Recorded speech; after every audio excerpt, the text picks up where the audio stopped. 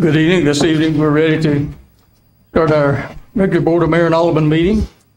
To start with, tonight we have a public hearing.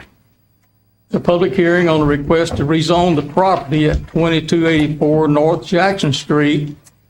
It's 5.47 acres on, want to rezone from General Commercial District C2 to Neighborhood Commercial District C3. Is there anyone who'd like to speak on that public hearing? I will close the public hearing and go right into our regular meeting.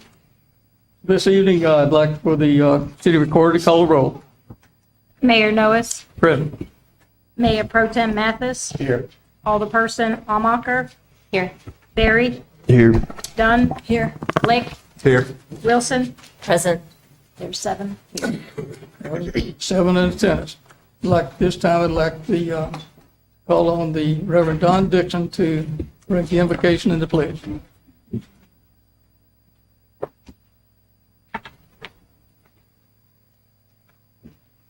Let us pray.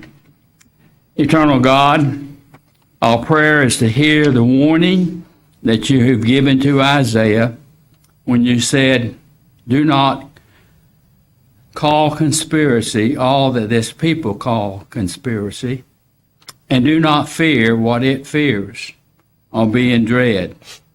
But the Lord of hosts you shall regard as holy. Let him be your fear. Let him be your dread. And your promise is that Isaiah would find sanctuary, safe and secure place. And that's your promise to us as we hear your warning. Grant us grace to heed it, and in so doing, find the sanctuary that you've made for us. In your name we pray. Amen. Amen. Join me in the pledge. I pledge allegiance to the flag of the United States of America and to the republic for which it stands, one nation under God, indivisible, with liberty and justice for all. Thank you, Reverend Dixon.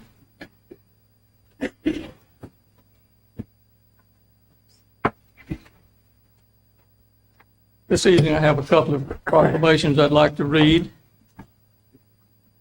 First is to the Family Court Awareness Month.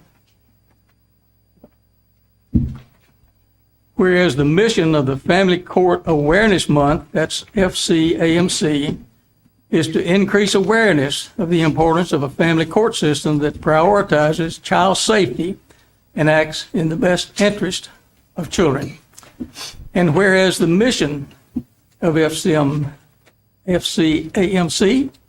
is fueled by the desire to create awareness and change in the family court system for the conservatively estimated 58,000 children who are ordered into unsupervised contact with physically or sexually abusive parents, while honoring the hundreds of children who've been reported as murdered during visitation with a dangerous parent. And whereas the mission of FCAMC is to increase awareness of the importance of empirically based education and training based on domestic violence, childhood trauma, child sexual abuse, coercive control, post-separation abuse from all parent professionals working on cases within the family court system. And whereas the mission of FCAMC is to increase awareness of the importance of using scientifically valid, evidence-based treatment programs and services that are proven in terms of safety, effectiveness, and therapeutic values. And now, therefore, I, Mayor Ray Norris, the Mayor of the City of Tullahoma, on behalf of the Board of Mayor and Aldermen and the citizens, do hereby declare the month of November to be Family Court Awareness Month. Signed, Ray Norris, Mayor, and I will present this proclamation to Kevin McNaughton, who's in charge of the Family Court Awareness Month programs. That will be presented to her later this week. Another proclamation that I'd like to do this evening, is for the proclamation of small businesses. Whereas the city of Tullahoma, Tennessee celebrates our local small businesses and the contribution that they make to our local economy and our community, and whereas according to the United States Small Business Administration, there are 32.5 million small businesses in the United States, and they represent 99.7 of all firms with paid employees in the United States. And they're responsible for 72% of new jobs created in 1995, and small businesses employ 48.8% of the employees in the private sector of the United States. So whereas 79% of consumers understand the importance of supporting the small businesses in their community, on Small Business Saturday, 70% report that they want to encourage all others to shop small, independently owned retailers, and 66% report that the day makes them want to shop small business all year long. And whereas 58% of the shoppers reported that they shopped online with small businesses, and 54% reported that they dined or ordered takeout from a small restaurant, a bar, or cafe on Small Business Saturday in 2021. And whereas the city of Tullahoma supports our local businesses that create jobs, boost our local economy, and preserve our communities. And whereas advocacy groups, as well as public and private organizations across the country, have endorsed Saturday after Thanksgiving as Small Business Saturday. Now, therefore, Ray Norris, Mayor of Tullahoma, do hereby proclaim November 26, 2022 as Small Business Saturday. Signed, Ray Norris.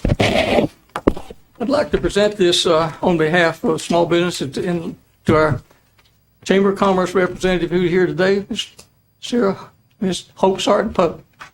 Nunley, come to the flag, please, Miss Hope.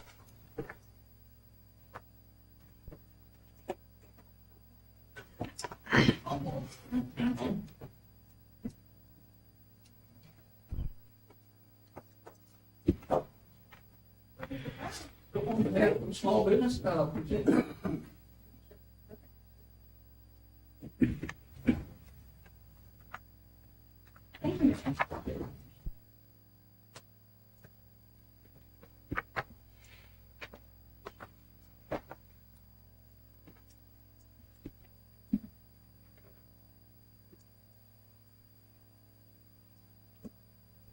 okay, with that, I'd like to now call on Miss Hope Sarton Nunley to do her quarterly report from the Tullahoma Chamber of Commerce.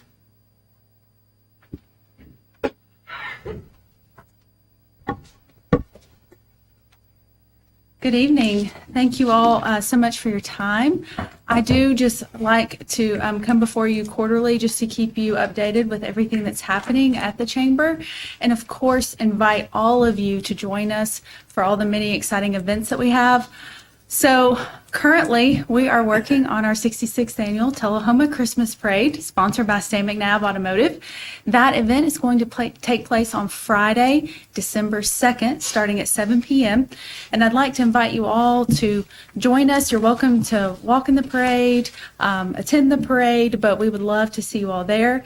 And we will also have a tree lighting ceremony and a Grand Marshal reception to honor and celebrate our Grand Marshals this year, Louis and Ann Baldwin, and that'll take place on Thursday, December 1st at 5:30 at South Jackson Civic Center, where we will light the Tullahoma City Christmas tree. And so lots of great festivities happening. Of course, we have our Wobble Gobble Chamber 5K that's happening on this Saturday. And so if you are interested in joining us, you can walk, run, or wobble down Jackson Street, and we'll have some great festivities at the finish line. 122 West will be serving brunch, and so just a great activity for the community. We actually currently have over 330 participants registered. So yes, 330 people are paying to run, so which is fantastic. But we're very, very excited, and again, just invite you all to join us for any and all events that we have. This has been a fantastic year at the Tullahoma Area Chamber of Commerce. We are fully staffed. So Lily Smith is our marketing and communications coordinator, and then Tisha Fritz is our membership director. And we welcomed 53 new members this year. This morning, checking our database, we were at 450 as of today, which was our goal for the year. And so we are so excited to share that we did meet that goal this year. And so just continuing to grow, thrive. We will cut 20 ribbons for ribbon cuttings by the end of the year. So 20 businesses that celebrated an anniversary, a groundbreaking, a relocation, a renovation. And so I just want to thank you all for taking the time to attend those as your schedule permits. Mayor, I know you were able to join us for the McAllister's Deli ribbon cutting, which was our most recent, and it was a lot of fun. We continue to partner with the Manchester Area Chamber of Commerce with the Coffee County Leadership Program. We're in our second year with that partnership, and it is extremely successful. Our class continues to grow. We just finished Ag Day, and next month is Industry. And so we're just doing everything that we can to help shape the leaders that are going to take place moving forward in our community. So many things.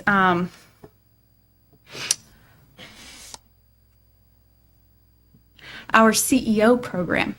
So creating educational opportunities. We continue to partner with the Tullahoma City School System to partner businesses with the schools in many different ways. Again, that program continues to grow and is very exciting. These are just a few things. I hope that you're all receiving the updates from us, and I welcome any questions that anyone may have for me. Any questions from the board? Thank you, Ms. Nunley. Appreciate your Well, I report. look forward to seeing you all at the many events that we have coming up. Thank you. Very good. Thank you. At this time, we will open this podium to comments from citizens. And if you care to speak to the board this evening, just please keep your comments to 3 minutes or so. And please come forward, state your name and address. I've got Greg Burchard.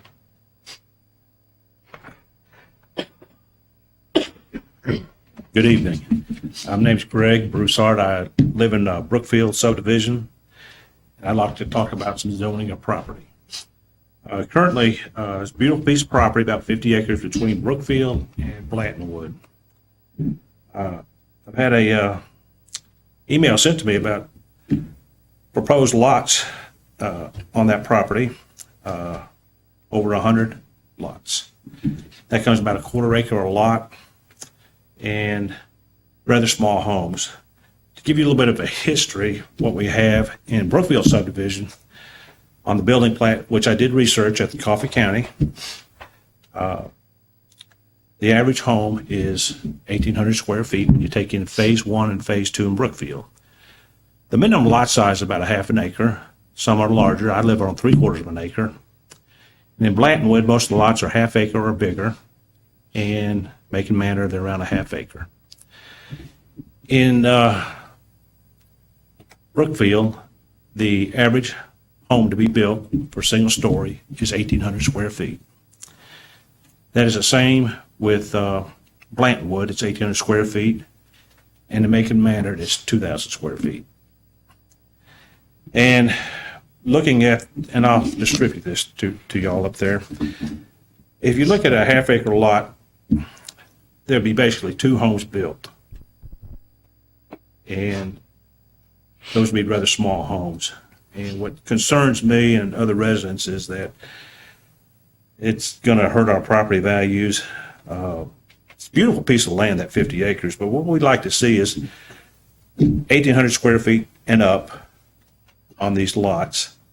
I don't know how you could build a 1,800 square foot house on a rather skinny quarter acre lot, but we'd like for it to be zoned when it comes to the zoning commission, preferable to what we have now in Brookfield and Blantonwood and Macon Manor. And I'll share this with everybody up there, Mayor and Aldermen. But it's concerning. I think everybody's been looking at the Anderson farm. I think this one's probably being slid underneath the door. But I'll be here at the Planning Commission next week, and I'll be talking to neighbors. This has kind of come to my attention recently, and I'm concerned. Thank you. If you would, please leave that with our planning director, Ms. Mary Samaniego.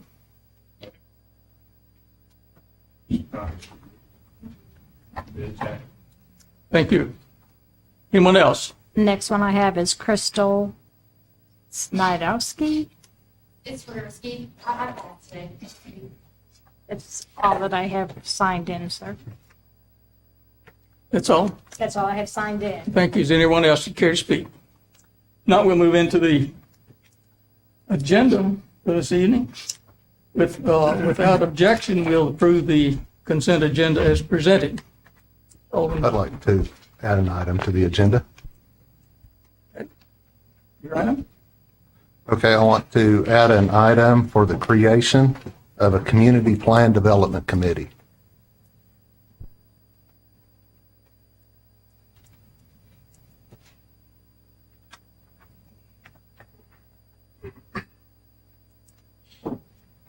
Creation of a planned, A community plan development committee.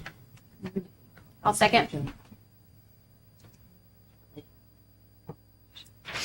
The consent agenda is within our agenda when we approve it. Okay, the creation of a planned community development committee.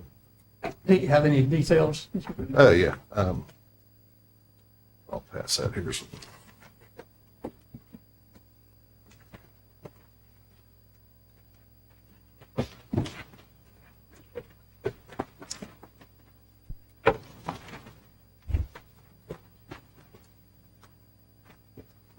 I have some for staff.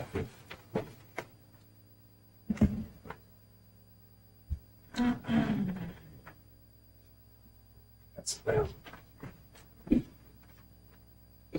Oh, wait a minute, let me have one of those. I gave everything I had.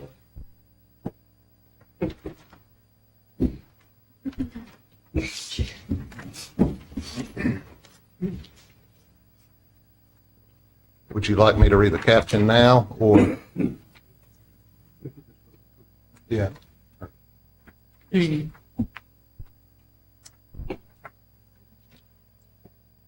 It is rather lengthy to read. Oh, yeah, I wouldn't read this whole thing, I just, That would be during the discussion.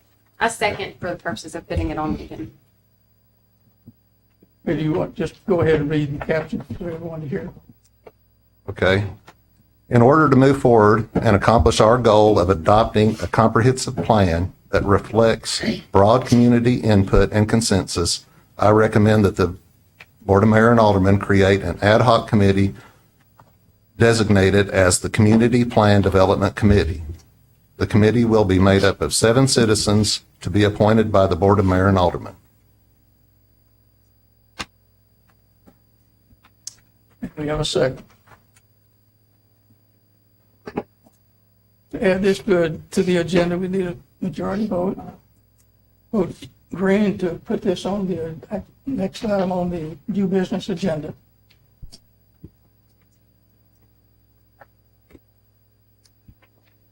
That passes 6-1. So we'll add that as an item after new business. Okay. Alderman Lamar. Yes, Mr. Mayor, I have an item I'd like to add to the agenda. I would like to propose a resolution instructing our council and city attorney to file a writ of certiorari in order to determine whether or not Mr. Sid Hill is still or was still eligible to serve in the position of school board member.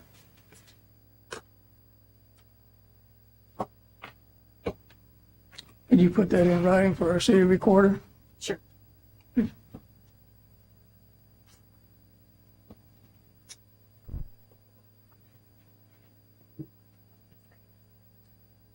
Second. Take your time. No rush.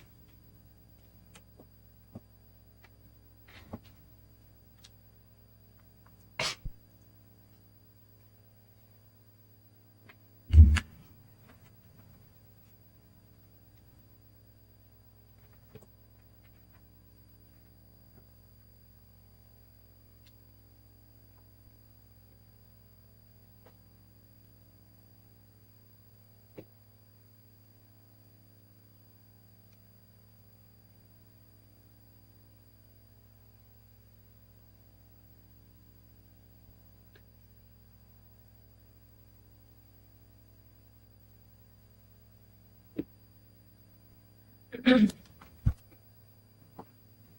you like for me to repeat it one more time? Please. A resolution is to instruct our city attorney to file a writ of certiorari to determine whether Sid Hill is still eligible to serve as a school board member. For those of us who may not be initiated in some of the terms, would you give us a layman's definition of? A writ is simply a review of an administrative ruling or act. Mr. Worsham, would you care to help me out as far as what the definition of a writ of certiorari is? It's declaratory relief, essentially. Ms. Almacher, since you haven't discussed this with me, my understanding of a writ of certiorari is a kind of pleading that you would file in order to ask the court to review a lower court's decision. I would think maybe what you want in this case would be a declaratory judgment rather than a writ of certiorari. It's a writ, well, since that, the General Assembly gives us kind of a quasi judicial authority to swear in individuals, then it's basically the same thing as determining whether or not an administrative decision that we were given by law was appropriate or Well, not. So, perhaps you might want to change your resolution to take whatever action is appropriate in order to get that judicial determination. if it's not a writ of certiorari. That's not maybe it's exactly just- my understanding of writ of certiorari. I haven't researched this, you might be right, but if we decide appropriate action and the board passes that, I can take that action, whichever it is. Okay, may I revise the wording to include or any other appropriate action to determine the merits? Yes, you may. Alderman Berry. We don't have a second. Yeah, I think Kurt seconded. Okay, we have a second. Discussion? I'm opposed to putting this on the agenda, period. I was opposed to our last little stunt. There's nothing in our charter that gives us any dominion or authority over another elected body. The swearing them in is not part of our charter. It's just been hey, we're swearing in on this date. Do you guys want to come and do it the same time we are, since the judge is already here? So I think if somebody wants to challenge that, then file something as an individual. But for this board that would be the exact same as the school board doing this to one of us. Like, for us to even contemplate putting that on our agenda, to me, is just, it's government overreach. I mean, from this board. Any other comments from our citizens, from our board? I will ask our city attorney for a ruling on, in fact, is it appropriate for us as a Board of Mayor and Aldermen to make such a ruling regarding a school board activity? This is clearly a school board member that we're being asked to rule on. So is that even appropriate to bring before this board? Point of order. Just a moment till I've asked her. Point of order, please. Point of order. Your point of order, you're not recognized until our city attorney has had an opportunity to respond. This is about the rules, though, Mr. Mayor. The rules say that, according to our rules, that I should get to actually speak first whenever you introduce an agenda item. You asked.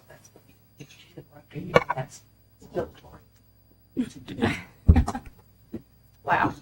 Okay. You asked if any other board members had anything to say. I had my hand raised. You ignored me. We also made the rule that whenever somebody introduces a motion, that person would get to speak to it first. However, I didn't oppose Mr. Berry speaking, but I should have the opportunity to speak before you recognize Mr. Worsham.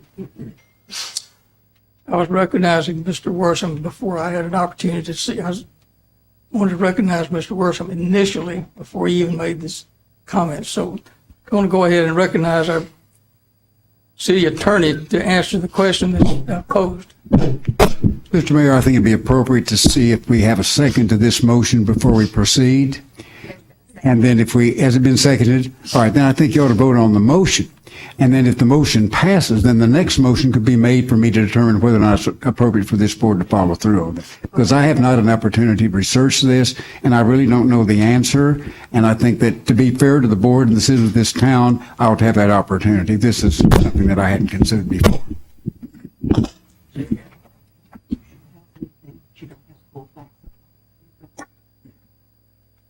Well, I'm going to recognize you, Alderman Almacher, for your comments, but the point is, this is a question that we do not have adequate information from our council to even make a decision on at this May I? moment. I would like to say two things.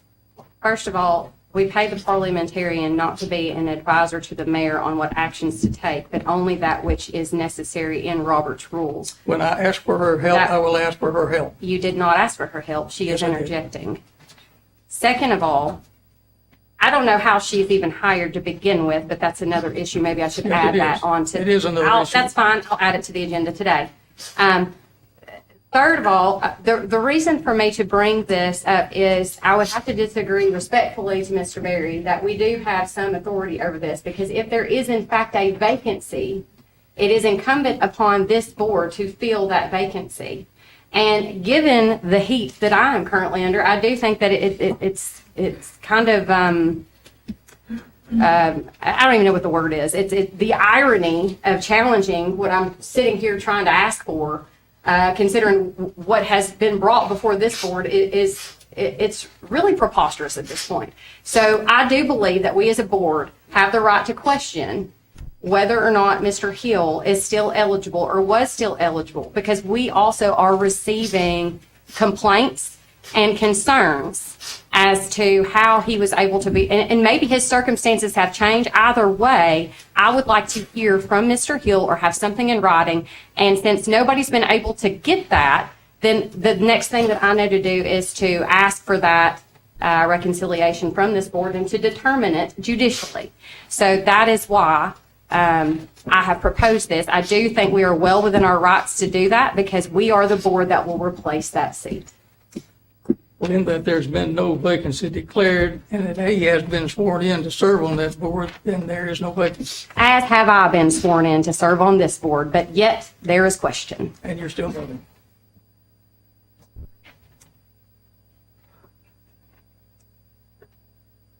City Attorney, you have advised that we go ahead and put this on the agenda, even though we have no. I have information. advised that you take a vote on it to see whether or not it would go on the agenda, then we can have a discussion about it. I can't research that tonight and have an answer for you tonight. This requires a little bit more time than a half hour or so. Nor how can we vote on it when we don't have information either? We will add it to the agenda and we will vote on it. I would like to just say that I'm going to vote no on this agenda item because it sounds like it's going to not be resolved anyway tonight. And I would just, for the sake of brevity, like for Mr. Worsham to do the research first. So I'm going to vote no because I don't think it has any, we don't need to be talking about it tonight, period. Any further discussion? Vote green to add it to the agenda tonight. Vote red to do not add it to the agenda.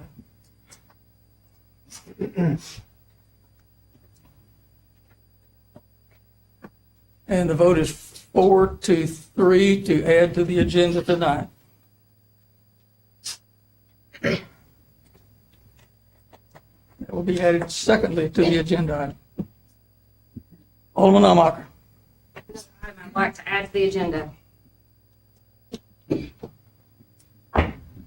I would like to propose, I would like a discussion to determine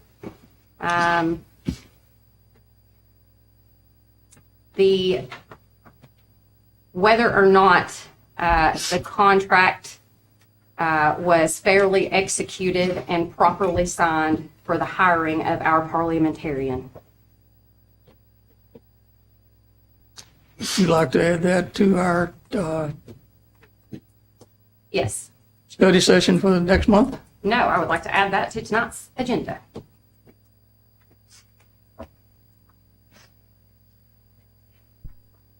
My understanding that, and since he gave a little background on his, I'll give a little background. It's my understanding that our parliamentarian is under contract, a contract that was signed, in fact, by our city administrator. It's also my understanding that our city administrator, while she can hire employees, she cannot enter into any contracts without the approval of the board. If it is in fact a contract, that contract is null, and we either need to nullify it or approve it, in which case I've not seen said contract come before this board. So I would like to add it to the agenda.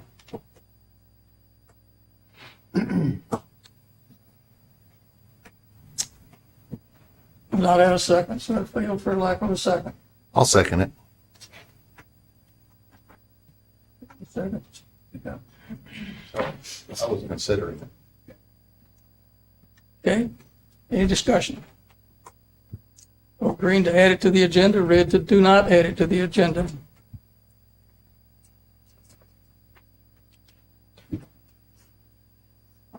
And that passes to add to the agenda 4-3. Do not.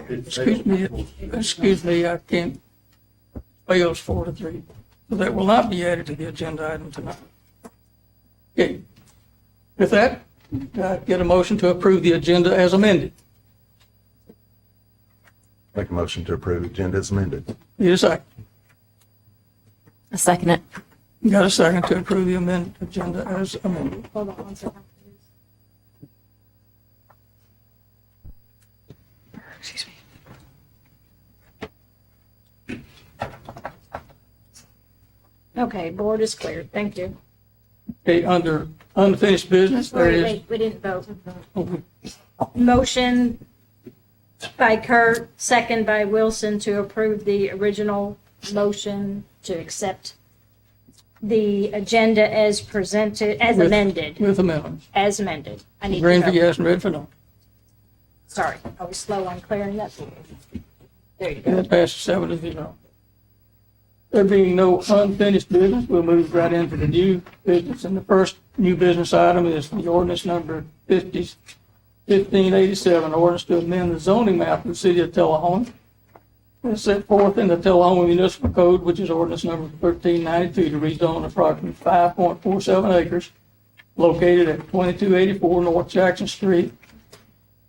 That's from B2 General Commercial Zoning District to C3 Neighborhood Commercial District. Get a motion to approve. Motion from Barry, second from Dunn. And I'll defer to our city administrator for any comments. I think I'll introduce our planning director, Mary Samaniego, to introduce the item. Thank you, Ms. Moody. Mary Samaniego, Planning Director. As you stated, this is to rezone property located at 2284 North Jackson Street from General Commercial C2 to Neighborhood Commercial C3. It was taken before the Planning Commission at their last hearing and was sent forward to you with a positive recommendation. It was found to be consistent with the 2011 comprehensive plan and the development pattern of the surrounding area. That's all I have. Thank you. Mr. Barry, did you read the motion, read the caption? You may go first. Any comments? No comments? I'll defer to Ms. San Diego. We had the discussion under our study session last week. So vote green for yes and red for no.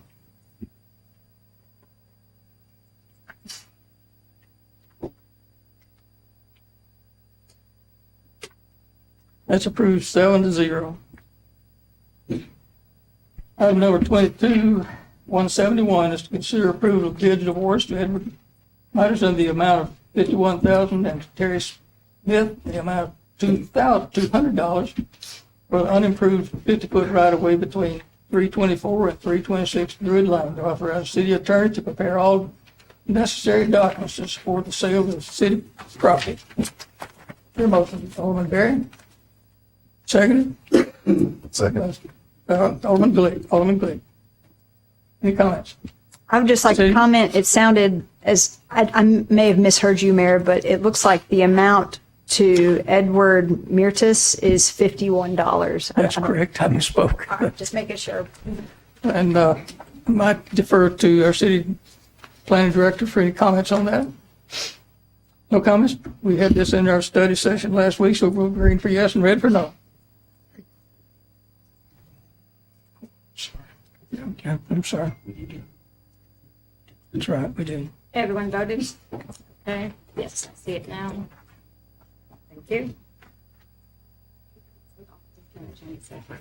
Yep. You get it. I get it. I get it.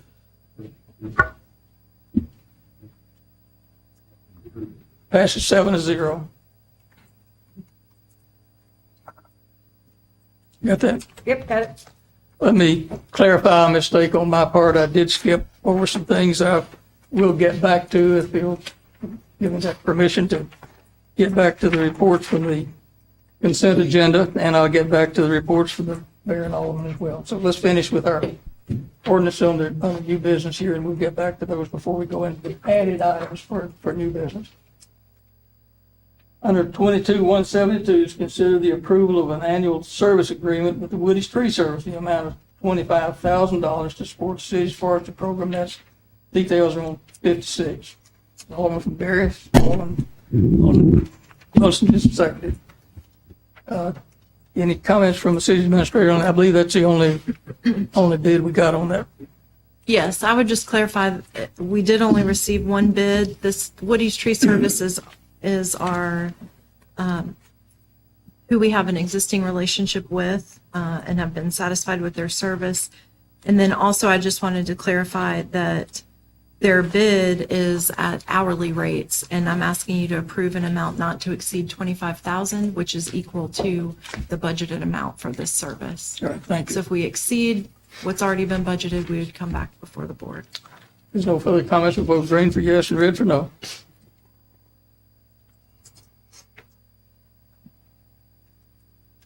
Mathis, did you vote? I did. Okay. There we go. Okay, 7-0.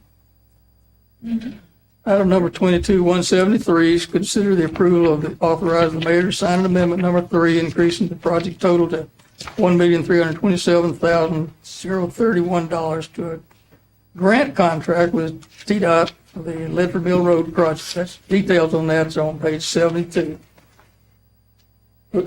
Presented by Alderman Barry, seconded by Alderman Thun.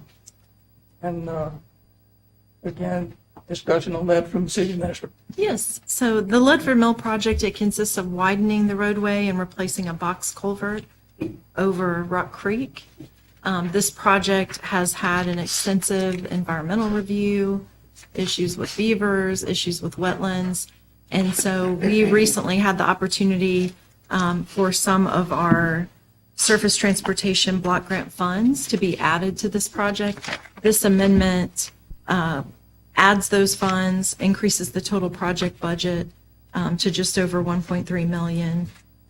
And we hope will be enough to see the project constructed. In discussion. I'll vote for green for approval, red for disapproval.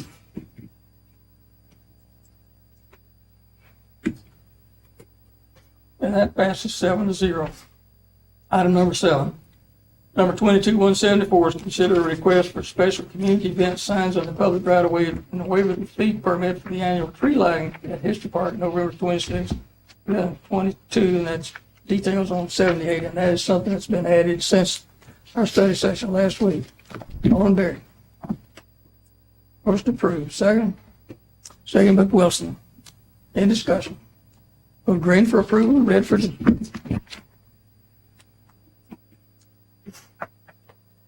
and that passes 7-0.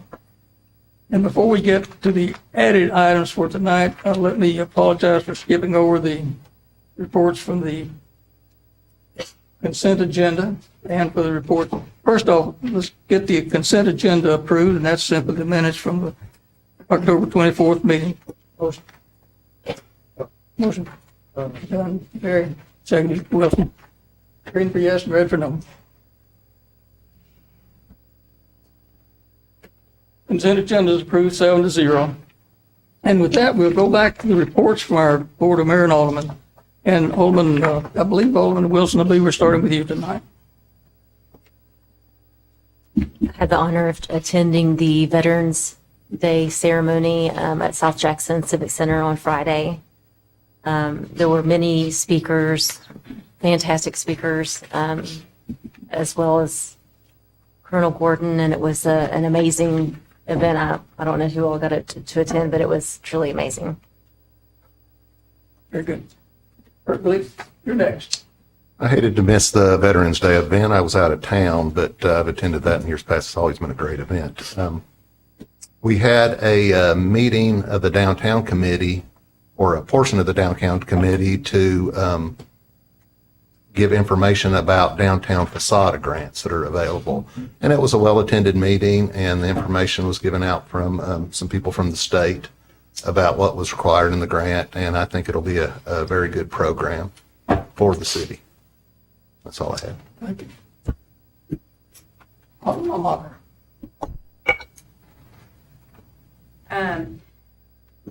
This Thursday, November 17th, 5 p.m., there will be a housing authority meeting. They will continue discussing their search for a new executive director, as theirs is retiring effective in February. A couple of things. I have a report here, and just some things I thought were interesting to let the community know. Public housing occupancy is at 98.1%. Private property occupancy is at 100%. Section 8 utilization has 115 vouchers in use at the end of the month, with an annual occupancy rate of 96%. So we are at almost full capacity, and there are, I believe it's 18-month to 2-year long waiting lists with our public housing. And so we are in a bit of a crisis, I would say. And I think there's differing ways to go about solving that. But I think everybody could agree that it's supposed to be transitional housing. And so my hope is that we can get the community more involved and try to create resources and let the housing authority know when there are programs that will help these individuals. Autumn Manor renovation, they're about to do a huge renovation starting December 1st, and it is worth $1.2 million. And that comes out of a big majority of that comes out of their funds, the housing authority funds. So there will be a lot going on that side of town. We have not had a tourism council meeting in some months. I hope to revamp that in the near future.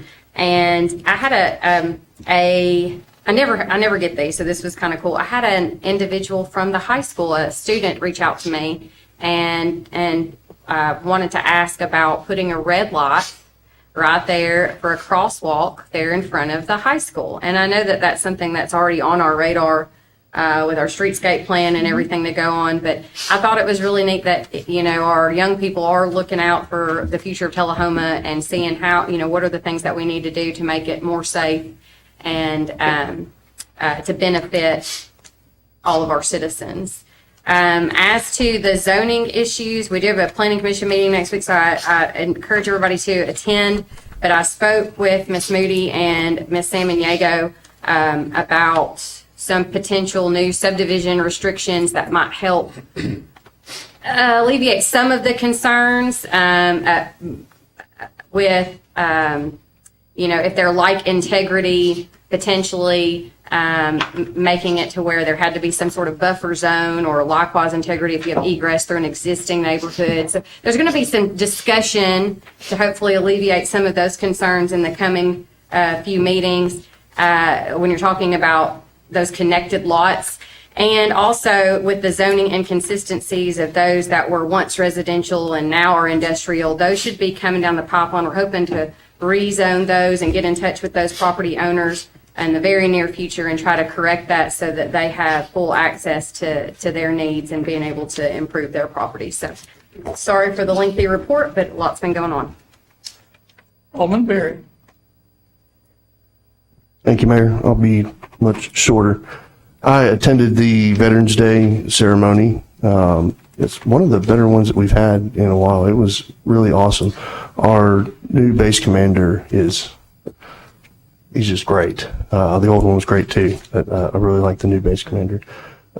Saturday, I'll let Alderman Mathis talk about it, but I attended the Wildcat baseball training, and that was really awesome. Spent some time door knocking in the Bel Air area and then out in my neck of the woods. I had a group of high school students who reached out to me and sat down and talked with them about some different things happening in city government and got some of their ideas. I have a school board meeting tomorrow night. And next week we have a planning commission meeting. Thank you. Alderman Dunn. Yes, I was able to attend the Veterans Day ceremony, so thank you to all our veterans, friends and family and neighbors. It's a wonderful way to serve the greatest country in the world. So also just want to say happy Thanksgiving to everyone. It's coming up. That's all. Thank you. Alderman Mathis. Finally, huh? Finally. Alderman Barrow. Bottom of the barrel. I attended the tree board and very informative. They are really looking at planting of trees and shrubs, and they want to beautification and wherever it's necessary. They understand about the hardscape. They understand that that's something that's on our agenda, very high on the agenda. They understand that, but still they're looking at the other part. I went out to the baseball clinic. A lot of those players out there I coached, and I got to talk to all of them, and I watched them, and they're very, very well versed on what they're doing. And the kids, I had 125 kids on a day that was in 30s, and you can't beat that. He was well organized. Jeff Dameron and what's the other guy? Dave Anderson. Who?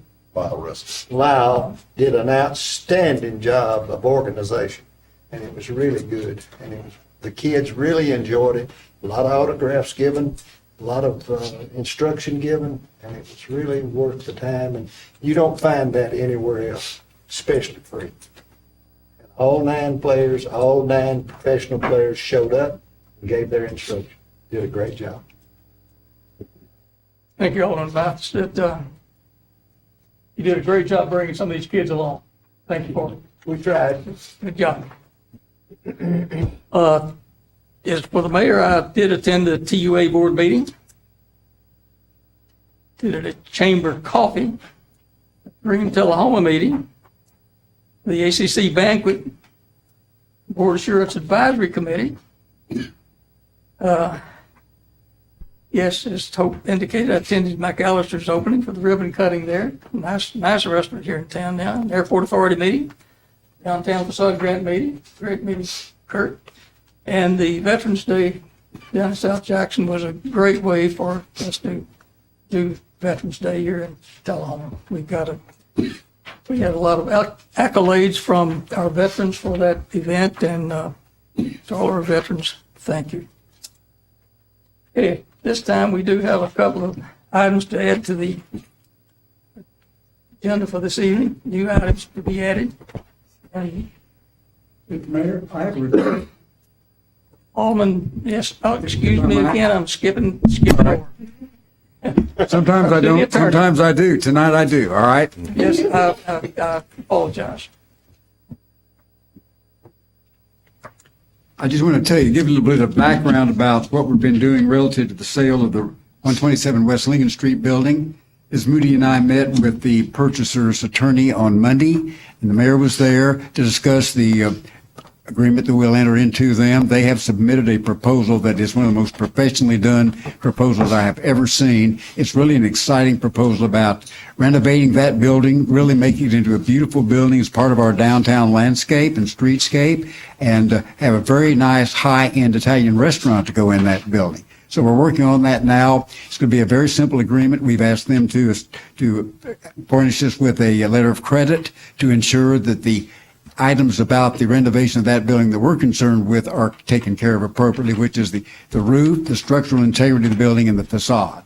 We're not too worried about what they do inside, but they've got wonderful plans. And so that is in the mill now and should be completed before the end of the year. And we'll get the information back to the board for approval once we get that agreement in writing. Secondly, I received a report from my offsite paralegal that does all my title searches for me and works with us on the property tax collections. We have a lot of delinquent property taxes to collect. A number of the defendants for the collection of the 2020 taxes have not been served with process, so we're going to have to reserve those. I've talked with the Chancery Court Clerk and Master about that, and we're in the process of preparing the alias summons to be filed by them and then served on the defendants so that we can move forward with that. I did learn that there will be no county delinquent tax sale this year, and also we're going to have a new county tax attorney as well as a new county attorney. So we're working on that with the county. I was working with Craig Johnson, but apparently he's not going to follow through on that. You all just approved, and it's on the agenda for tonight, preparation of deeds for the surplus property that we sold recently through planning and Ms. Samaniego, and I'll prepare the deeds for those two properties that have been purchased by the two adjoining property owners. And once I hear the motion, if it passes, when it's on the regular agenda relative to the Sid Hill eligibility, then I will proceed with that if the board directs me to do so. Do you have any questions about anything? Apologize for the overlooking, but. That's all right. I must be interested in a short meeting tonight. That's all right. Question. Okay. I do have a question. You said that the county is not going to be pursuing a tax sale. What is the reason behind that? Apparently, there's so few properties that they need to pursue that they're just not going to move forward with it at this time. How many properties do we have? I'm not sure. I haven't counted those. A number of them, though. We're moving forward with that. We don't do them in conjunction with the county. We'd hope to do that if they were going to do that, but since they're not, we'll move forward by ourselves. It'll be sometime next year. We're going to continue to try to collect them under the usual process, which I think is better and more efficient if we can do that. And we've been very, very fortunate. We collected in one whack over $100,000 this year in property taxes. So we're going to move forward with that first. Thank you. Yeah, I apologize for what you have been busy. You've got a lot to report. Yes, sir. And I did attend the Veterans Day celebration. I was a veteran. I am a veteran. And I enjoyed it. It's really nice. Thank you all for honoring. Thank you for your service. City Administrator's report. I think you all covered a lot of the items, so I will be brief. I wanted to remind everyone of an event that we haven't mentioned yet, and that's coming up Saturday, November 26th at 3 o'clock. There's a downtown tree lighting, the George Orr tree at History Park. That's always a good annual event. And then also just wanted to recognize the Chamber had this is only the second annual 40 Under 40 event that recognizes young professionals in the community. All 40 were phenomenal, but I especially want to recognize our officer, Jessica Taylor, and Fire Marshal Nick Kimbrough, who were honored. And they also honored one of our aldermen, Robin Dunn. Thank you. Thank you, Mayor. Thank you. And we skipped over the consent agenda item. I need a motion. We did. We did that? Yep. What you just passed to me? No, that was a question Oh, excuse me. Back to you. around the board. Okay, thank you. Okay, we've got two items that have been added to the agenda tonight. One is the creation of a community plan development committee. And the caption of that indicates we would select the alderman. The alderman would do 7 appointed each from a board of mayor and alderman. And that was put on the agenda to be added to the agenda. We now have it on the agenda, and so now I need a motion to. I'll make a motion to pass the item to create a community plan development committee. Second. Got a motion now, a second. Discussion. It should start with. Discussion. Alderman Glee.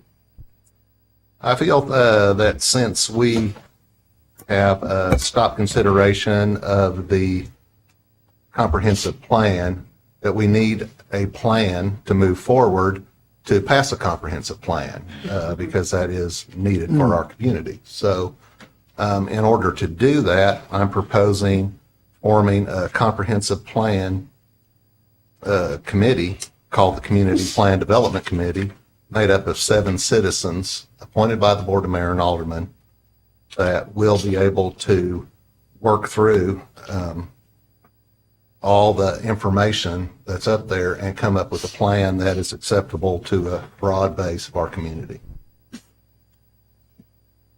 Okay, motion's on the I floor. spell out in the agenda item, it's rather lengthy, and so I'm not going to go through the whole thing here, but all the mechanics of how the committee would work and what tasks they would perform. We do have a motion and a second.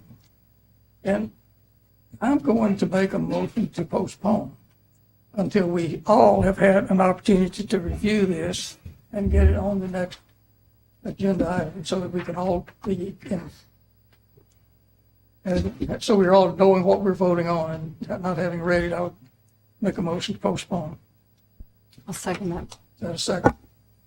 We have a motion and a second to postpone. Well, green to postpone and red to, got to get it done tonight. Green to postpone.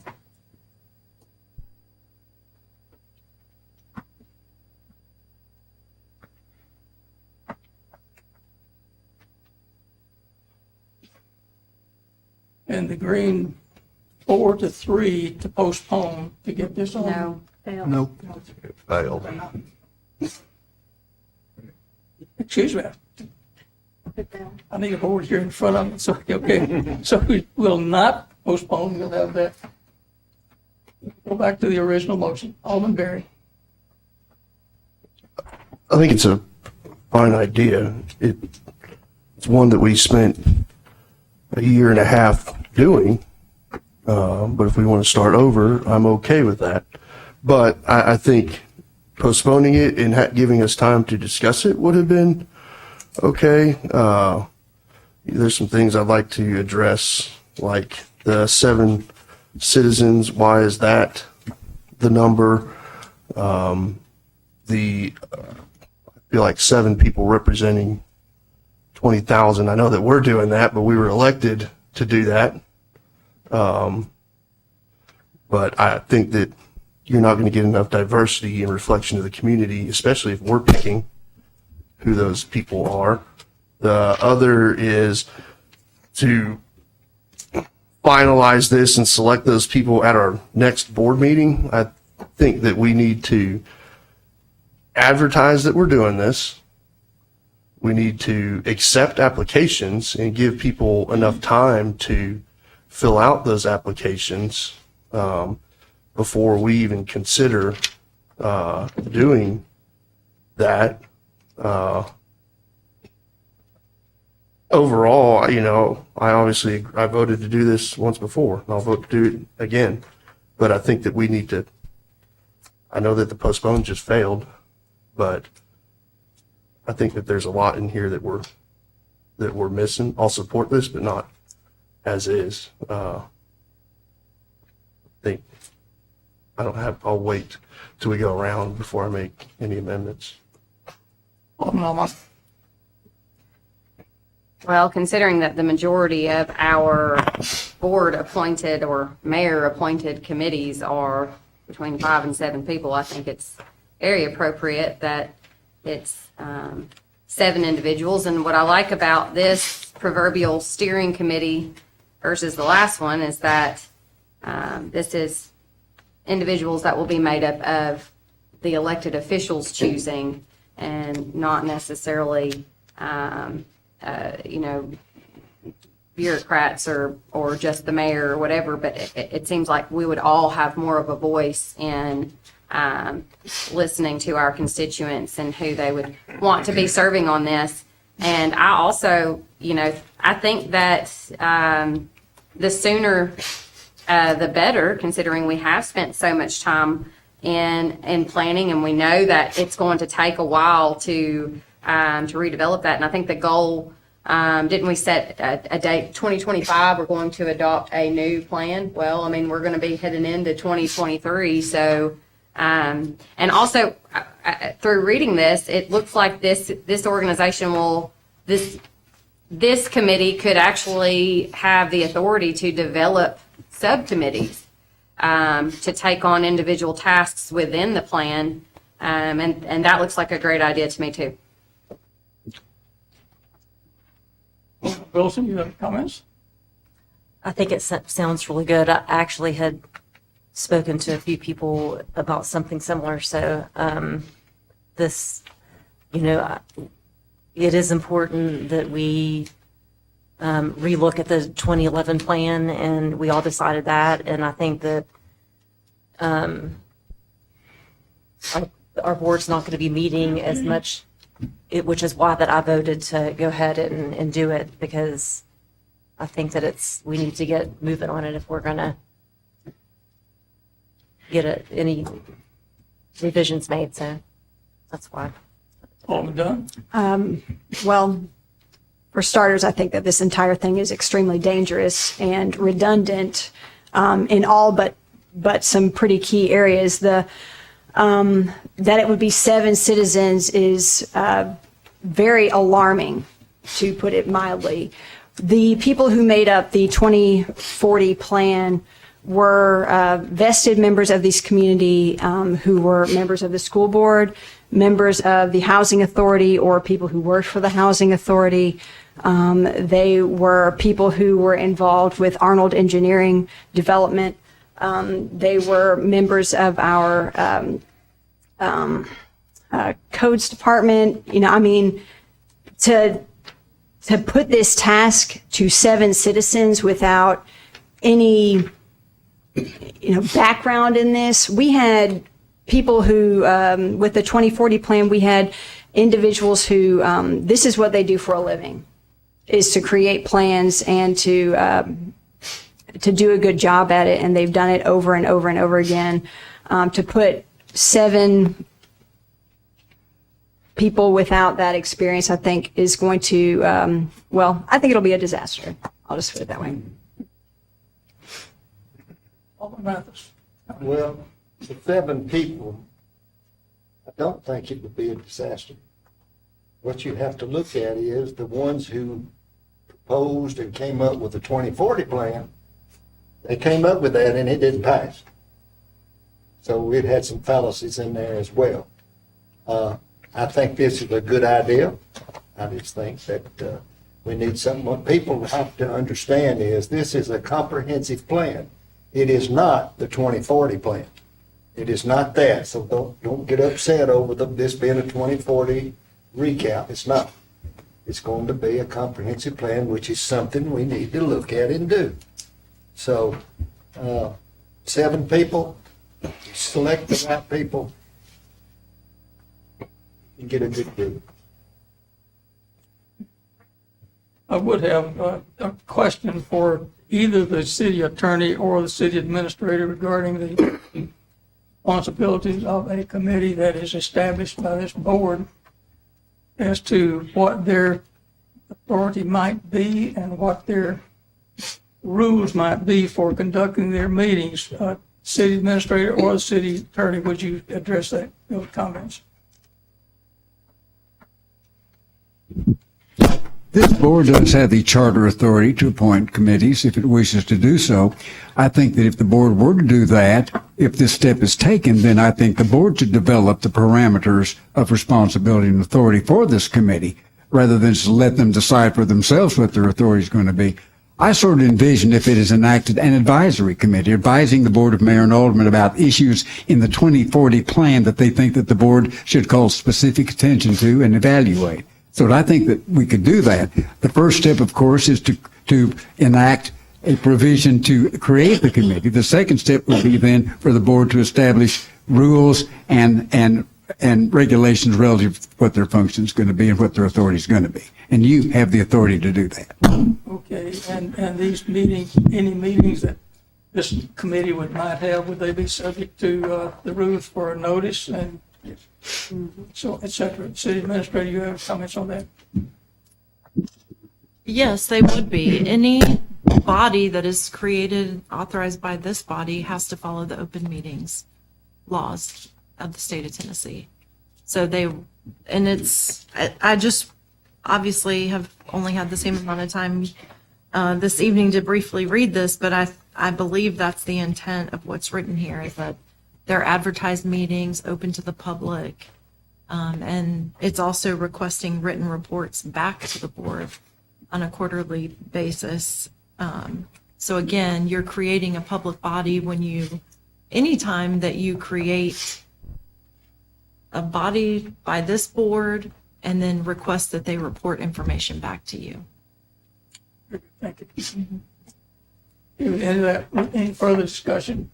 We'll come back to you for the closing comments. Oh, closing comments, okay. Alderman. I'd like to make a motion to amend this by getting rid of the made up of 7 citizens. Add Kurt Glick as the committee liaison to the board. Allow anybody that wants to show up to those public meetings to show up to those public meetings and participate and be involved, and get rid of the BOMA to appoint the special committee at the December 12th meeting. I guess this will be a substitution. I would like to make a substitution. Get rid of that date as the hard date, but instead on that date, we come back with a proposal for guidelines and rules for what this committee is going to do, how they're going to operate, what the parameters are. But by getting, I don't get the 7. We're just going to pick our, by the 12th. There's not enough time to get the community applications out there and people involved. We end up just picking people we know and putting 7 people on the committee. There should be, if we're going to choose 7 people, there should be parameters, like the board needs to be comprised of, it needs to meet every demographic in the city, every sector of the city. We need to, we could pick 7 people who live on my street, or on your street, or on your street. Amendment. Point of order. But that's my amendment, sorry.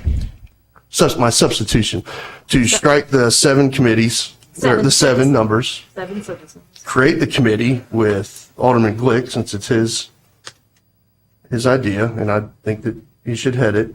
Alderman Glick as the liaison to that committee and responsible to reporting back to the board, whether through them or on their own.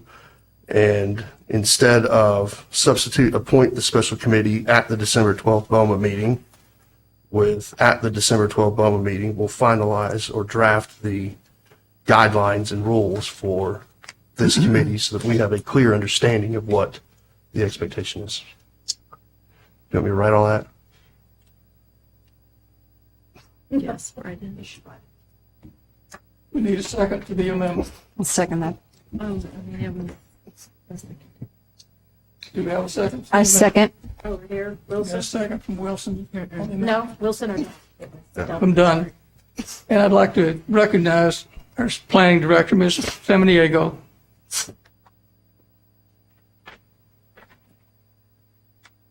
Thank you. I'm a little bit unprepared because I didn't know this was coming tonight. We didn't discuss it at the meeting we had last Monday, the study session. I understand the authority of the board to create a steering committee or a subcommittee.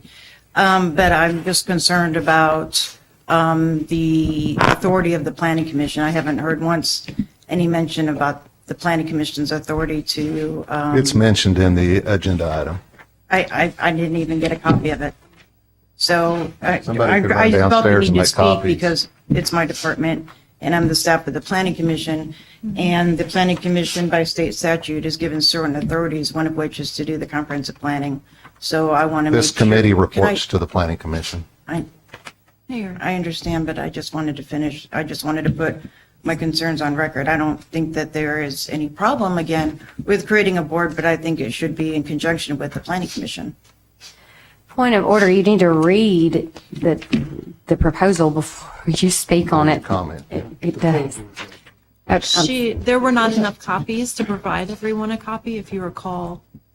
Okay, that's great. So But that's she, not a fair criticism. she should read it first. It's Right, still she fair. just stated that she hasn't had an opportunity to read it. Point of order, Mayor, on all of this happening right here. Aldermen are it's- being allowed to Point interject. of order No, until the on, meeting's under control. the point we'll is interject this when- entire side of the room is out of order. Ms. Samaniego, you may sit down.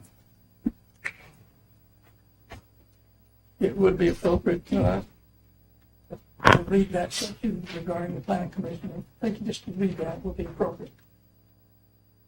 Okay. Well, there's two sections that mention the planning commission. Under, you want me to read that? Okay. Under task, after administrative details are complete, such as selecting a chairman and establishing a meeting schedule, the first required task will be to assist the planning department in revision of the 2011 comprehensive plan, to make recommendations to the Tullahoma Planning Commission and BOMA to create an amended 2022 comprehensive plan for approval by the BOMA. The CPDC shall submit to the BOMA a schedule for the development of a draft 2025 updated Tullahoma Comprehensive Plan. After the plan and schedule is accepted by the BOMA, the core task will begin as soon as practicable. Number 2, or fourth paragraph, reports and recommendations. The initial recommendations of the CPDC for changes to the amended 2022 comprehensive plan and later the 2025 updated Tullahoma comprehensive plan will be submitted to both the Planning Commission and BOMA. The Planning Commission shall review the CPDC recommendations, then provide a report and recommendation to the BOMA. The Planning Commission may incorporate all, some, or none of the recommendations of the CPDC in its report to the BOMA. The recommendations of the Planning Commission notwithstanding, the BOMA may accept all, some, or none of the Planning Commission's or CPDC recommendations. And let me summarize that, my understanding. Okay. This new committee would actually report their recommendations to the planning commission. Planning commission would adopt as much of that as appropriate and then make those recommendations back to the Board of Mayor and Aldermen. This committee would be reporting to the planning commission. They will actually send their finished product to both the Planning Commission and the BOMA. The Planning Commission will look at it and then forward its recommendation to the BOMA. Then we, the BOMA, can decide where we want to go. We could take pieces and parts of both the Planning Commission and CPDC and adopt a finished product. Okay. Ms. Amaniego, did that allay some of your concerns? Yes, sir, it does. Thank you.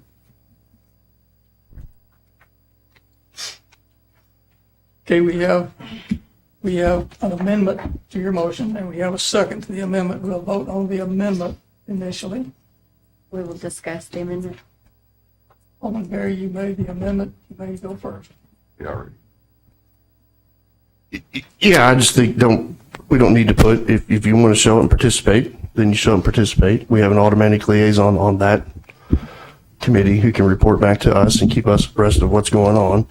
And we need to, I don't disagree with all of this. The number is arbitrary. If we don't have any guidelines on representation other than we pick them, it's 100% possible everybody lives on the same street. That's not representative of the city of Tullahoma, and those 7 people shouldn't be making, we're different because we're elected, right? So I would get rid of that number on the 12th. Let's decide what the rules are, what we expect, how they're going to operate, and move from there. So let's do it. Just get rid of the number. Speaking on the amendment. You'll get last word. Yeah. He'll then get last word. So I think that it needs to be made up of 5 or 7. Obviously, if they're going to make motions, then it needs to be an odd number. So it makes sense that we would set the number of committee members.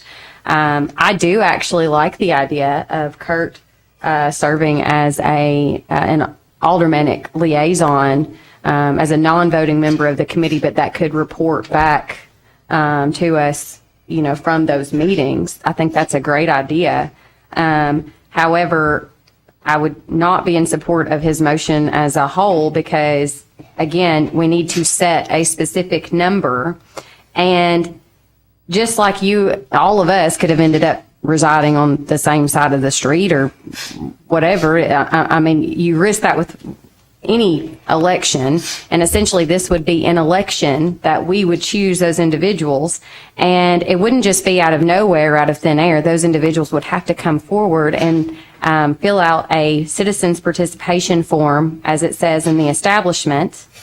And so, it would be a volunteer. And so we would not just be picking people just to pick people, drawing names out of a hat, I feel like is how Robin essentially put it. But we would be looking at, are they qualified and what can they contribute?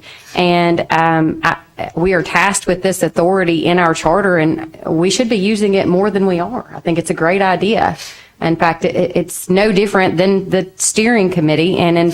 I think that this board is more than capable of choosing 7 qualified intellectual, individuals who love Tullahoma and can contribute different experiences and facets and more knowledge than we all have put together. There's plenty of people out there smarter than me in this town.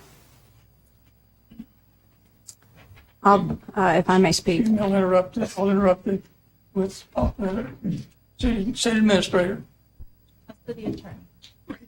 Well, the city administrator and I have looked at this briefly, and I also didn't have a copy of this, so I looked over her soldier and read this a little bit. I think the idea is very good. I think having an advisory committee such as this is fine.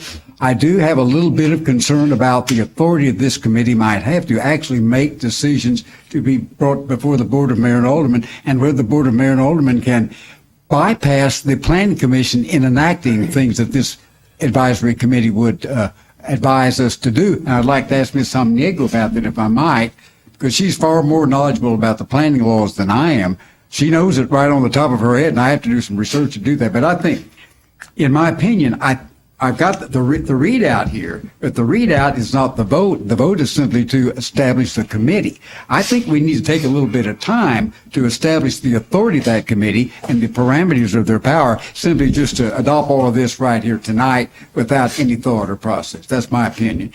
And if Ms. Samaniego has an idea about what the authority ought to be ultimately in making recommendations to the board, and whether or not the Planning Commission's recommendations, if they differ from this committee, would be binding, I'd like to know that too. Clarification, Ms. And I haven't Dorgan. researched that at all. Clarification. A few moments ago, you advised that we go ahead and establish the committee and then come back and create the parameters. Would it be appropriate for us to potentially establish the parameters on the night that we choose the individuals and bring that and adopt those parameters? That ought to go to a study session, frankly, and discuss it at a study session. I think we should do that first. In terms of the parameters, I think you could go ahead tonight and establish the committee. You have embraced the concept, but then I think we need to go ahead and develop the authority for that, what we're going to do with it. That's my opinion. Attorney Worsham, we have a question from one of the members. Why is it that if we have 7 members, I like the number, there's nothing wrong with 7 members, but why can't those 7 members come from different areas of the city? Why do they have to come from the same street or anything? One group come from this side, one come here, one come over here, one come here. That way you've got a total coverage of the entire city. Right. I agree with that. I think that if you decide that you like the concept and you vote to establish the committee, then at a later meeting, when we have time to reflect upon it and do some research, decide how you want to comprise it and the authority it's going to have and all that. So sure, I think getting people from each, we've got a four quadrant city. All the planning we do is based on 4 quadrants. That'd be a good way to start, Mr. Mathis. So, and if Ms. Samaniego has some additional comments, in order to just simply defer the, let's say, the mechanics of this past tonight so that we could study it in a study session. I think I'd like to hear those if she has any more. But my recommendation is to just act on whether or not you want to establish the committee tonight and then work out the details at a study session. Thank you, Attorney Worsham. At this time, we'll keep in mind, we are discussing the amendment. Alderman Berry has made, he's going to Alderman Hallmark, we'll come around to Alderman Wilson. Discussing, this is just discussion of the amendment. Yeah, I think that I have no problem with making Alderman Glegg liaison. It was his idea, and that would be fine. I don't think that selecting 7 citizens would be any, more arbitrary than any other way that we pick any other committee. So I wouldn't ascribe malice in any form. I just think that we pick 7 qualified people, with some experience, the same way as we maybe did with the steering committee for the Think 2040. So, that's in my mind, that's what I'm thinking. Alderman Dunn.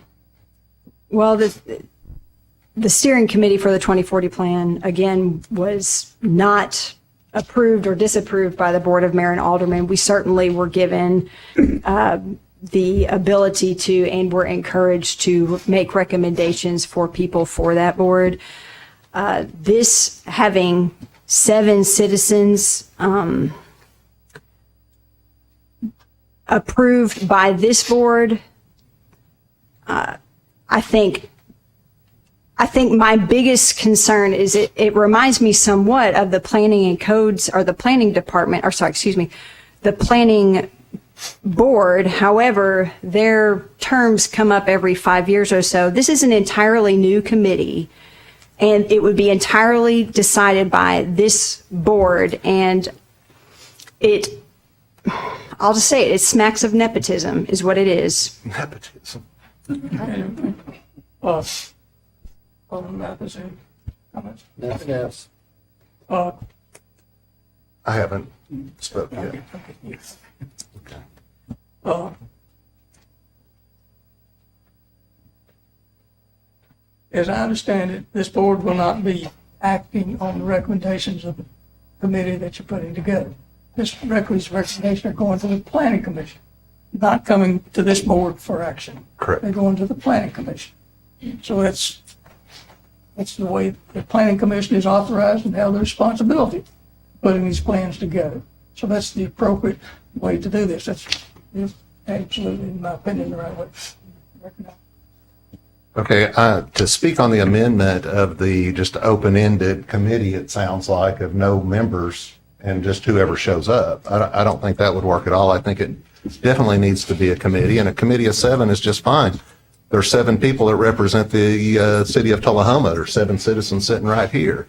And if 7 is good enough for that, 7's good enough for a committee to decide about a plan.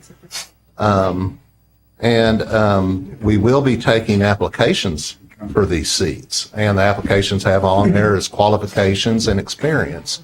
So we as a board will go over that, and we'll choose people that are qualified. And we'll probably look at that and try to have a diverse group of people with a diverse group of qualifications.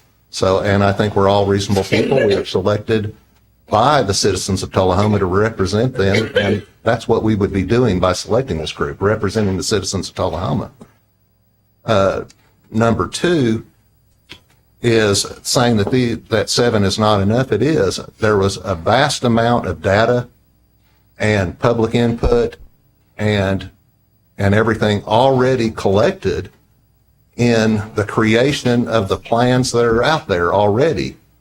They won't have to start out from scratch. They will be gathering all that data and sorting through it and picking the parts that they think would have broad community support in making their recommendation to us. So they won't be starting from scratch all over. Everything that we've spent, everything we've done won't be wasted. It will be used by this committee to present a better plan that better represents the people at Tullahoma. Question, fine.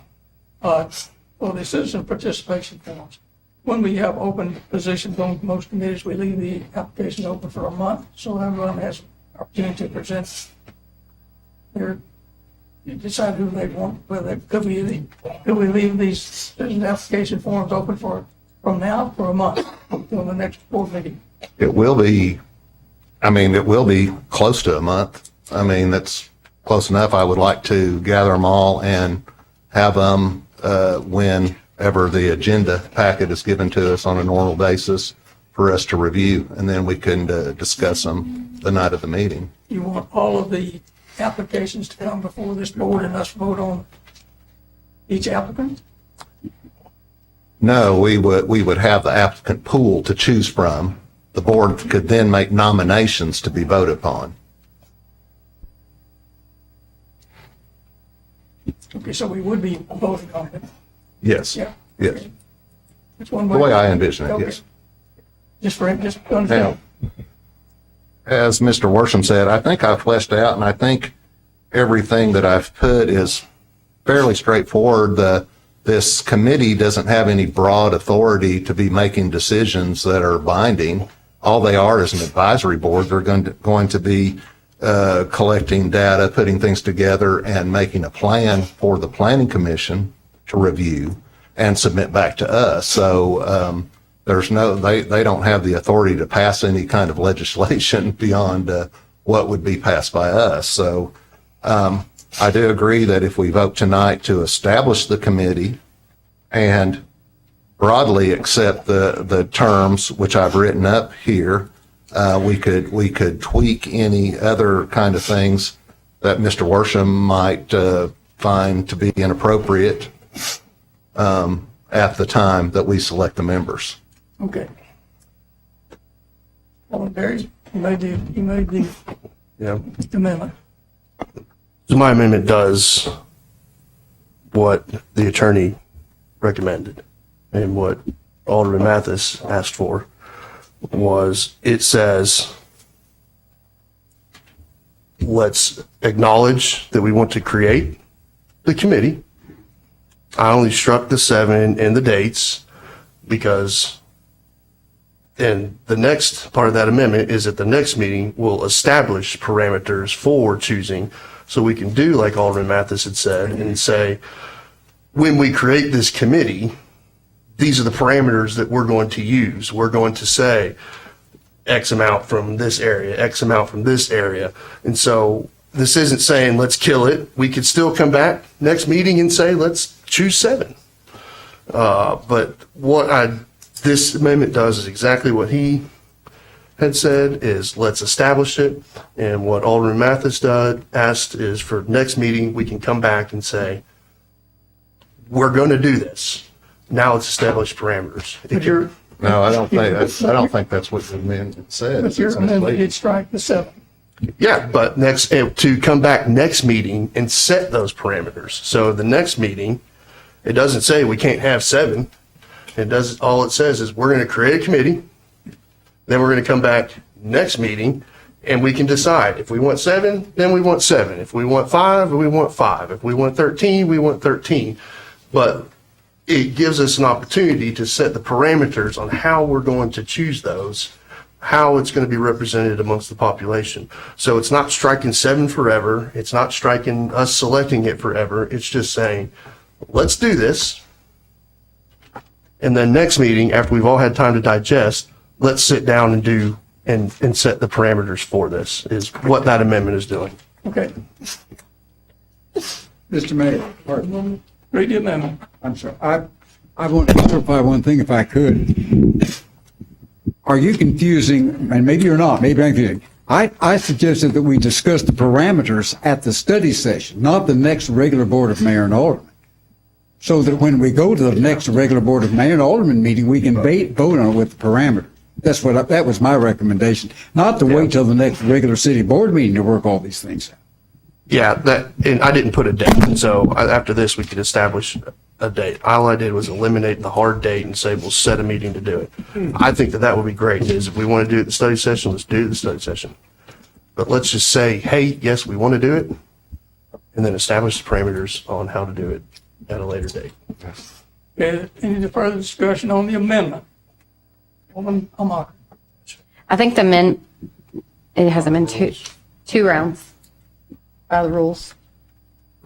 So I think that, I understand what Mr. Berry is saying, but I think we're just getting in the weeds. Today, let's establish the committee, make it 7 people, then at the study session, we can discuss the parameters or the rules for that committee and specifically how we want to select those. But going ahead and opening that up to citizens' participation after tonight seems like a good idea to me. So I am opposed to Mr. Berry's amendment because I think all it does is muddy the water further. There's nothing prohibiting us from doing exactly what Mr. Worsham says just by adopting this creation and then coming back and setting those other parameters at the study session, and also potentially deciding if we want to select those at the next meeting or keep the applications open for a while. But going ahead and opening those up now, I think is just fine.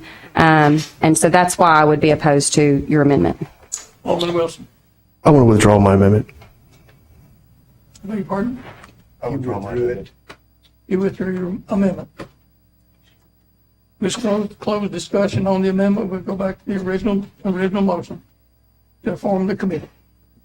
And that has been discussed already. Let's go green for approving the committee and red for not approving the committee.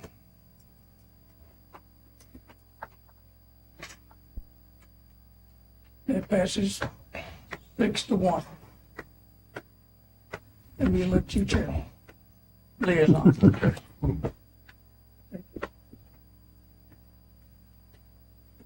Okay, we now have a motion, and city recorder has the motion for discussion of Sid Hill's legality to serve on the committee. So You want I to read that? have it as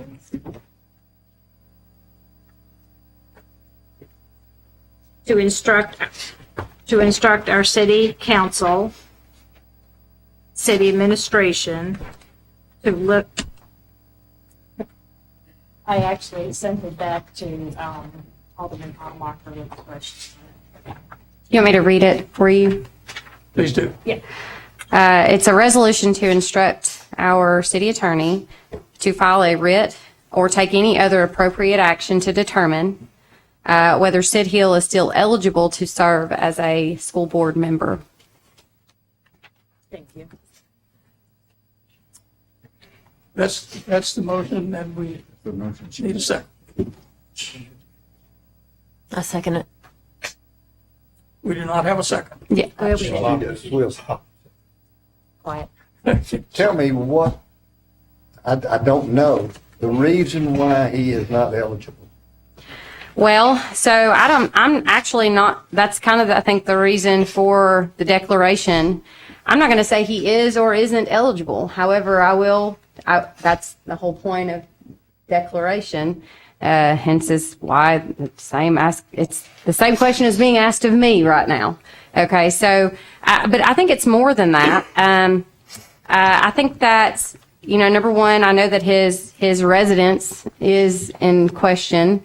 But also, it was my understanding that he actually had submitted a resignation and the board refused to accept that resignation. And I'm also concerned with, do they have the authority not to accept a resignation? And then once you submit a resignation, then can you come back and revoke that resignation and then still get sworn in? And I'm worried, was he coerced for some other reason to take that seat? Does he want to be? It's also my understanding, I actually saw that his house is going up for sale. His wife is on the housing authority, and not to share their business, but it's my understanding she's also, it's kind of, it's been discussed in those public meetings that she's accepting a job and is leaving.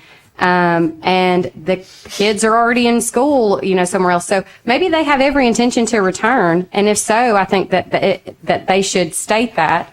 But I do think that, there's also a question as to, can you miss there's something in their rules that say, can you miss more than 2 school board meetings? And so there's different reasons as to why his eligibility could be in question and whether his swearing in or was appropriate or not. And so I think that this city and this board has the authority to challenge it and to ask a higher authority to determine it. You know, the school board and the, you know, sometimes they get a little sneaky, Mr. Mathis.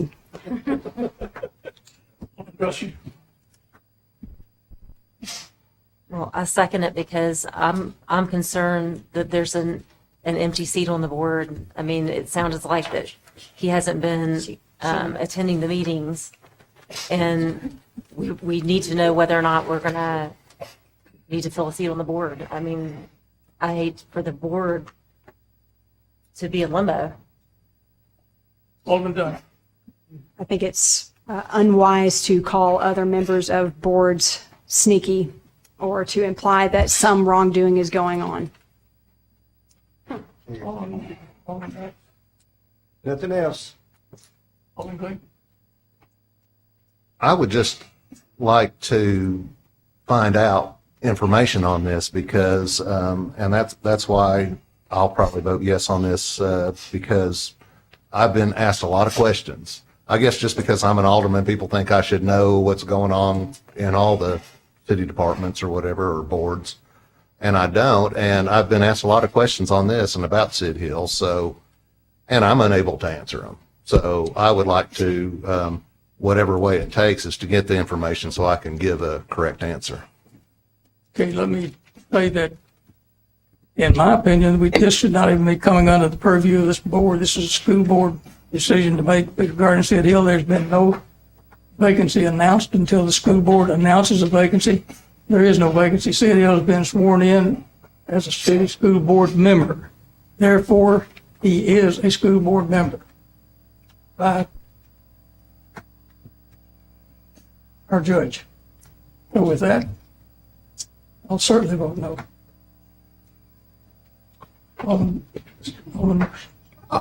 I would think that this is a motion that the mayor has the authority to vote is out of order, because it is not under the purview of this board. There is no vacancy, period.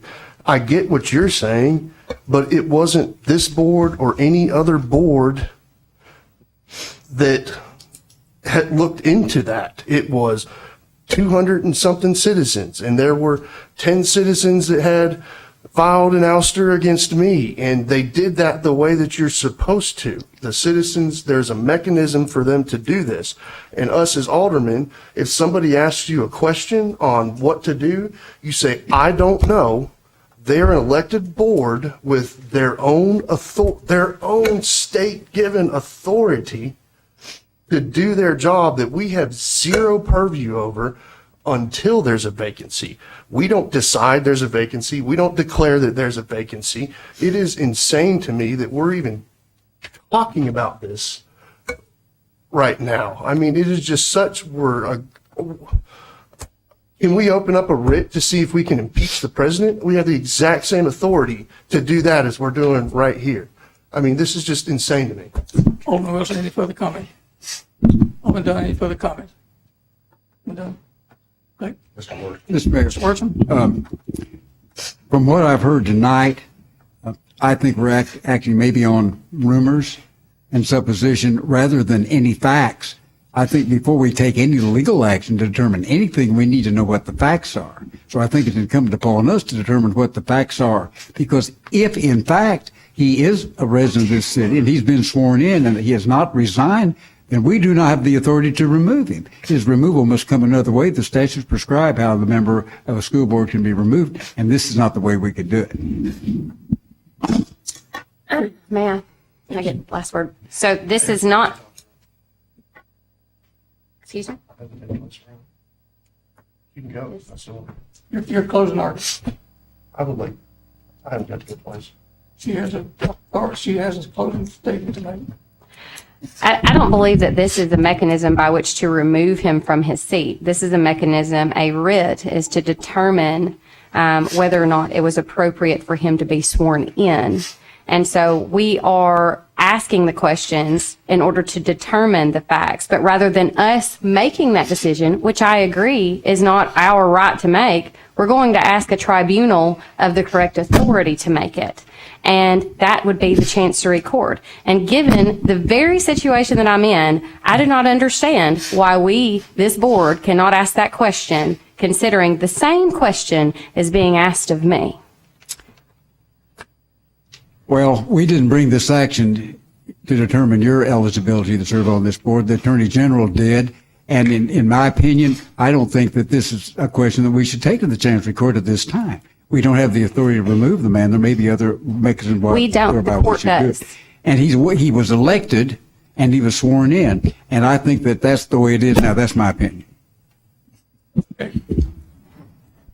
Alderman Berry? Yeah, I got skipped on the second time around. I would have a question over, we're talking about rumors here. We've talked about his wife's job. We've talked about him. We've talked about all rumors. We're asking a court to look into this. I would have a question over what is our liability when it comes to slander or libel, or that we're even discussing this and airing rumors out that we're hearing from public. This is crazy. And so that would be my question is, I would like to motion that we have a motion on the floor. I would like to make a motion to postpone, if we're even going to consider this, postpone this to allow the attorney to go look at the legality of this, if it's something that we even have the authority to do before we sit here tonight and put ourselves in some sort of legal issue or take up an issue that we have no validity to do. Point of order, Postpone. that motion would be moot because it specifically says in my motion, or to take any other action that he would deem necessary in order to resolve the dispute. So if, in fact, Mr. Worsham investigates and determines, these are the facts, and then applies the facts and brings us that back, then perhaps there isn't a reason to file a writ. But it puts the ball in his court for us to determine as a city entity whether or not that seat is still or should be still vacant, and whether or not he actually gave up right to that seat already. Well, We do have a motion to postpone, and we'll act on the motion to postpone. And we need a motion a second to the motion to postpone. Second. Got a second on the motion to postpone. Motion to postpone is on the floor. Vote green to postpone, red to not postpone.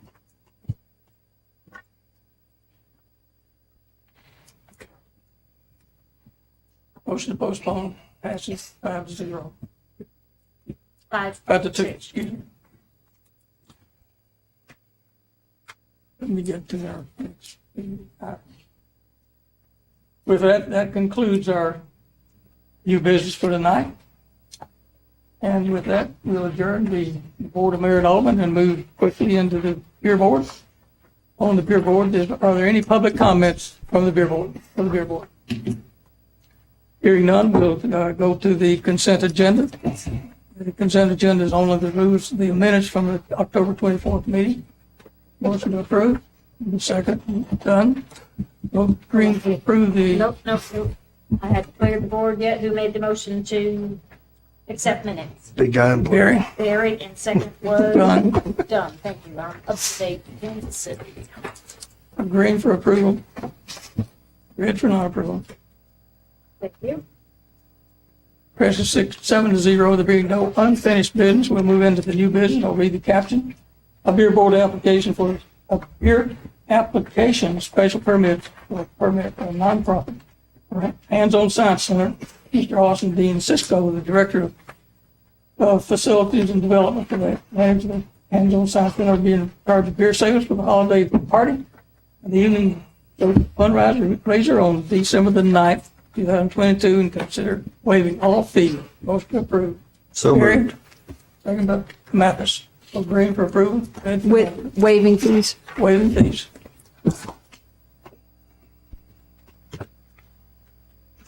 And that passes 7-0. There being no other new business, the Beer Board is adjourned. Thank you and have a great Thanksgiving Day. Turkey time.